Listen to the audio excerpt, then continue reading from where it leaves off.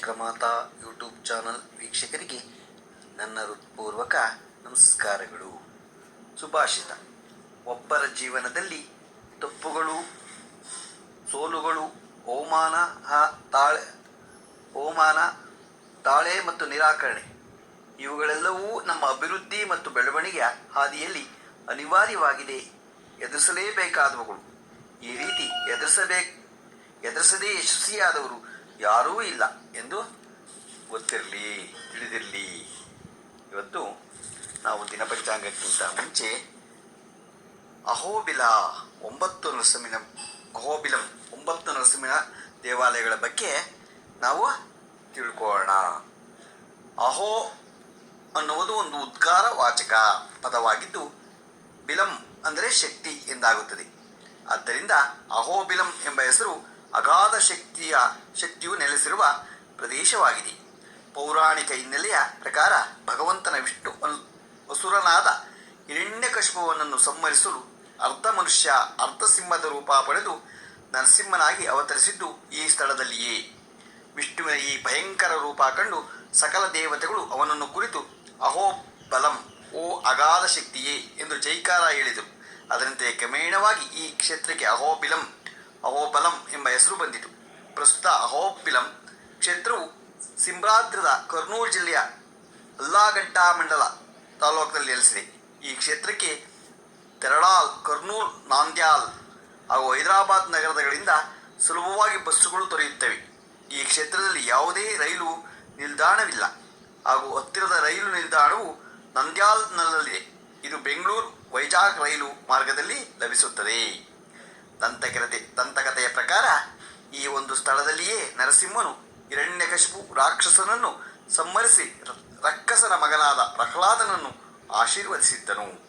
ಪುರಾತನ ನಾಲೈರ ಅಂದರೆ 4000 ದಿವ್ಯ ಪ್ರಬಂಧ ಎಂಬ ತಮಿಳಿನ ಕವಿತೆಗಳು ಸಂಗ್ರಹಗಳಲ್ಲಿ 10 ಕವಿತೆಗಳು ಅಹೋಬಿಲಂನ ದೇವತೆಯಾದ ನರಸಿಂಹನಿಗೆ ಸಮರ್ಪಿತವಾಗಿರುವುದನ್ನು ಕಾಣಬಹುದು. ಅಹೋಬಿಲಂನ ಹೆಸರಿನ ಕುರಿತು ವಿವರಿಸಿರುವ ಒಂದು ಪುರಾತನ ಸುಂದರ ಶ್ಲೋಕ ಇಂತಿದೆ: ಅಹೋ ವೀರ್ಯಂ, ಅಹೋ ಶೌರ್ಯಂ, ಅಹೋ ಬಾಹು ಪರಾಕ್ರಮಂ, ನರಸಿಂಹ ಪರಮಂ ದೈವಂ, ಅಹೋಬಿಲಂ ಅಹೋಬಲಂ. ಅಹೋಬಿಲಂ ಕ್ಷೇತ್ರದಲ್ಲಿ ವಿವಿಧ ದಿಕ್ಕುಗಳಲ್ಲಿ ನಿರ್ಮಿಸಲಾಗಿರುವ ನರಸಿಂಹದೇವರಿಗೆ ಸಮರ್ಪಿತವಾಗಿರುವ 9 ದೇವಾಲಯಗಳಿವೆ. ನಲ್ಲಮಲ್ಲ ಅರಣ್ಯ ಪ್ರದೇಶದಲ್ಲಿರುವ ಈ ದೇವಾಲಯಗಳು ಅತ್ಯದ್ಭುತ ಶಿಲ್ಪಕಲೆಗೆ ಉದಾಹರಣೆಯಾಗಿದ್ದು, ಸ್ಥಪತಿಯರುವ ಕೈಚಳಕಕ್ಕೆ ಹಿಡಿದ ಕನ್ನಡಿಯಾಗಿದೆ. ಇಲ್ಲಿನ ಕೆಲವು ದೇವಾಲಯಗಳು ಗುಹೆಯೊಳಗಿದ್ದರೆ ಇನ್ನಿತರ ದೇವಾಲಯಗಳು ಟ್ರೆಕ್ ಮಾಡಿ ತಲುಪಬಹುದಾಗಿದೆ. ಟ್ರೆಕ್ ಸಮಯದಲ್ಲಿ ಪ್ರದೇಶದ ಸುಂದರ ಪರಿಸರವನ್ನು ಕಣ್ತುಂಬಾ ಸವಿಯುತ್ತಾ ಸಾಗಬಹುದು. ಆದರೆ ಗಮನವಿರಲಿ, ಕೆಲವು ಟ್ರೆಕ್ಗಳು ಕಠಿಣವಾಗಿದೆ. ಮನುಷ್ಯನ ಜೀವನ ನಿರ್ಧರಿಸುವ 9 ಗ್ರಹಗಳು, ಗಂಟಿದ ಶಾಪಗಳು ಹಾಗೂ ಶತ್ರುಗಳಿಂದ ಮುಕ್ತಿ ಪಡೆಯಲು ಇಲ್ಲಿನ ಈ 9 ನರಸಿಂಹ ಸ್ಥಾನಗಳನ್ನು ಪೂಜಿಸುತ್ತಿದ್ದರು ಎಂದು ನಂಬಲಾಗಿದೆ. ಪ್ರದೇಶದ ಸುತ್ತಮುತ್ತಲಿರುವ ನಲ್ಲಮಲ್ಲ ಬೆಟ್ಟಗಳನ್ನು ವಿಷ್ಣುವಿನ ಆಸನವಾದ ಆದಿಶೇಷ ಸಂಪರ್ಕ ವ್ಯಾಖ್ಯಾನಿಸಲಾಗಿದೆ. ಅಂದರೆ ಸರ್ಪದ ಎಡೆಯ ತಿರುಪತಿ ತಿರುಮಲ ಪ್ರದೇಶವಾಗಿದ್ದು, ಅಹೋಬಿಲಂ ಮಧ್ಯ ಭಾಗವಾಗಿದ್ದು, ಬಾಲವನ್ನು ಶ್ರೀಶೈಲಂ ಎಂದು ಸಂಕೇತವಾಗಿ ಬಿಂಬಿಸಲಾಗಿದೆ. ಅರ್ಧ ಸಿಂಹ ಅರ್ಧ ಮನುಷ್ಯಾಕಾರ ವಿಷ್ಣುವು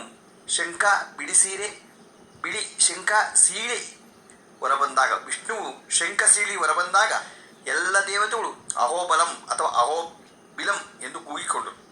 ಅದರಂತೆ ಆ ಶಂಖವನ್ನು ಇಂದಿಗೂ ಸಹ ಇಲ್ಲಿ ಕಾಣಬಹುದಾಗಿದ್ದು, ಅದನ್ನು ಉಗ್ರಸ್ತಂಭ ಅಥವಾ ತೆಲುಗಿನಲ್ಲಿ ಉಕ್ಕುಸ್ತಂಭ ಎಂಬ ಹೆಸರಿನಿಂದ ಕರೆಯಲಾಗುತ್ತದೆ.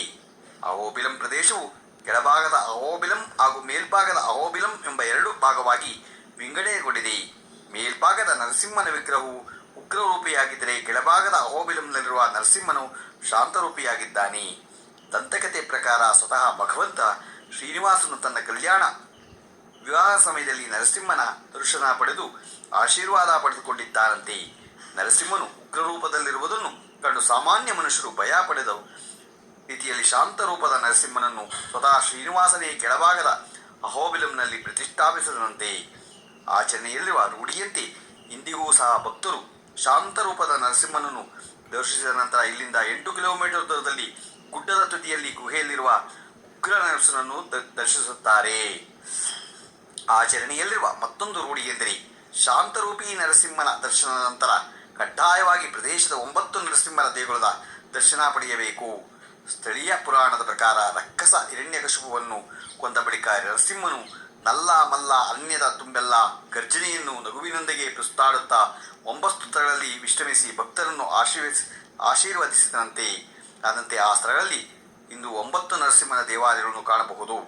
ಇನ್ನು ಕೆಲವು ಸ್ಥಳೀಯ ಪುರಾಣಗಳ ಪ್ರಕಾರ ಪ್ರಖ್ಯಾತ ಪುರಾತನ ಕವಿ ಅಣ್ಣಮ್ಮಾಚಾರ್ಯರು ಇಲ್ಲಿ ಕೆಲ ಸಮಯ ತಂಗಿ ನರಸಿಂಹಸ್ವಾಮಿಯ ಕುರಿತು ಹಲವು ಗೀತೆಗಳನ್ನು ರಚಿಸಿದ್ದಾರೆ. ಅಲ್ಲದೆ ಪೋತುಲರಿ ವೀರಬ್ರಹ್ಮೇಂದ್ರ ಸ್ವಾಮಿ ಎಂಬ ಮುನಿಗಳು ಇಲ್ಲಿ ಕೆಲಕಾಲ ತಪಸ್ಸನ್ನು ಆಚರಿಸಿ ಕಾಲಜ್ಞಾನ ಎಂಬ ಗ್ರಂಥವನ್ನು ಅವರು ಬರೆದಿದ್ದಾರೆ. ಈಗ 9 ನರಸಿಂಹಗಳ ಬಗ್ಗೆ ನಾವು ತಿಳ್ಕೊಳ್ಳೋಣ. 9 ಮೊದಲನೇದು ಭಾರ್ಗವ ನರಸಿಂಹಸ್ವಾಮಿ ದೇವಾಲಯ ಕೆಳ ಅಹೋಬಿಲಂನಿಂದ 2.5 ಕಿಲೋಮೀಟರ್ ದೂರದಲ್ಲಿದೆ. ಪರಶುರಾಮರು ನರಸಿಂಹನನ್ನು ಕುರಿತು ಇಲ್ಲಿ ತಪಸ್ಸನ್ನು ಆಚರಿಸಿದರು ಎಂದು ಹೇಳಲಾಗುತ್ತದೆ. ಎರಡನೆಯದು ಯೋಗ ನರಸಿಂಹಸ್ವಾಮಿ ದೇವಾಲಯ ಧ್ಯಾನಕ್ಕೆ ಯೋಗವಾದ ಸ್ಥಳ ಇದರಾಗಿದೆ. ಪ್ರಹ್ಲಾದನು ಈ ಒಂದು ಸ್ಥಳದಲ್ಲಿ ಧ್ಯಾನ ಮಾಡಿ ವರವನ್ನು ಪಡೆದನು ಎನ್ನುತ್ತದೆ ಇಲ್ಲಿನ ಪುರಾಣ. ಮೂರನೆಯದಾಗಿ ಚಿತ್ರವತ ನರಸಿಂಹಸ್ವಾಮಿ ದೇವಾಲಯ ಕೇತುಗ್ರಹವು ಈ ಒಂದು ಸ್ಥಳದಲ್ಲಿ ನರಸಿಂಹನ ಕುರಿತು ಪ್ರಾರ್ಥಿಸಿ ಆಶೀರ್ವಾದ ಪಡೆದನು.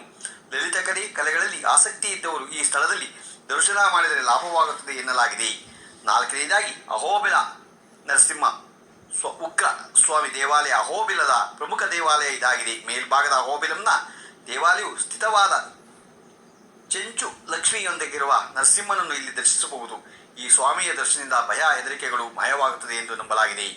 ಐದನೇದಾಗಿ ವರಹ ನರಸಿಂಹಸ್ವಾಮಿ ದೇವಾಲಯ ಮೇಲ್ಭಾಗದ ಅಹೋಬಿಲಂ ದೇವಾಲಯದಿಂದ 1 ಕಿಲೋಮೀಟರ್ ದೂರದಲ್ಲಿರುವ ನರಸಿಂಹಸ್ವಾಮಿಯ ಈ ದೇವಾಲಯವು ಭಕ್ತರ ಸಕಲ ಇಷ್ಟಾರ್ಥಗಳನ್ನು ಪೂರೈಸುತ್ತದೆ ಎನ್ನಲಾಗಿದೆ. ಇದನ್ನು ಕ್ರೋಧ ನರಸಿಂಹಸ್ವಾಮಿ ಎಂತಲೂ ಸಹ ಕರೆಯಲಾಗುತ್ತದೆ.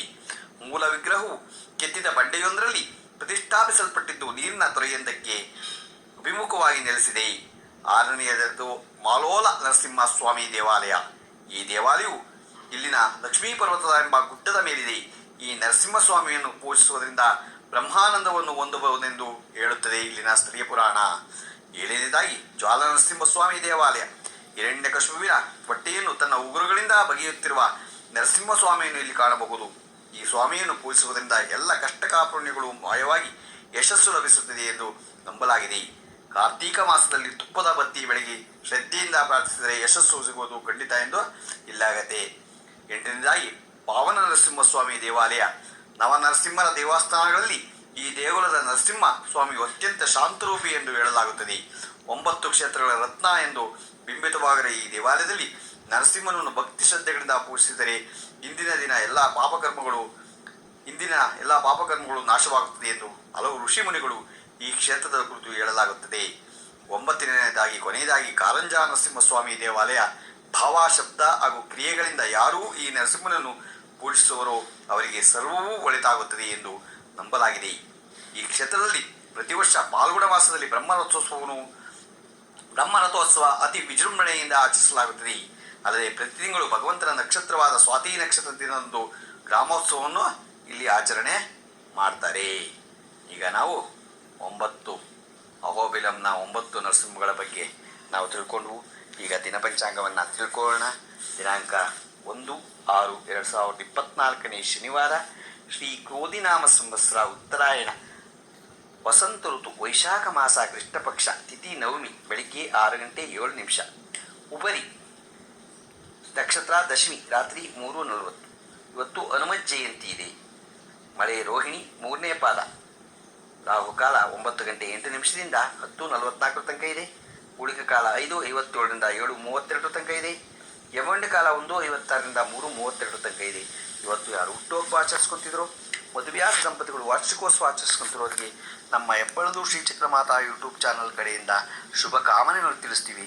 ದೇವರು ಅವರಿಗೆ ಆಯಸ್ಸು, ಆರೋಗ್ಯ, ಐಶ್ವರ್ಯ ಎಲ್ಲ ಕೊಟ್ಟು ಕಾಪಾಡಲಿ ಅಂತ ಕೇಳ್ಕೊತೀನಿ. ನಮ್ಮ ಹೆಬ್ಬಳದು ಶ್ರೀಚಕ್ರ ಮಾತಾ ಯೂಟ್ಯೂಬ್ ಚಾನಲ್ ಯಾರು ಸಬ್ಸ್ಕ್ರೈಬ್ ಆಗಿ ದಯಮಾಡಿ ಸಬ್ಸ್ಕ್ರೈಬ್ ಆಗಿ ಲೈಕ್ ಕೊಡಿ.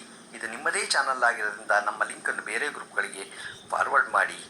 ಇವತ್ತು ಹನುಮ ಜಯಂತಿ ಇರೋದ್ರಿಂದ ಎಲ್ಲರೂ ಆಂಜನೇಯನ ದೇವಸ್ಥಾನಕ್ಕೆ ಹೋಗಿ ಹನುಮನ ಒಂದು ಪ್ರಾರ್ಥಿಸ್ಕೊಡಿ. ಎಲ್ಲ ದೇವರು ಒಳ್ಳೇದು ಮಾಡ್ತಾನೆ.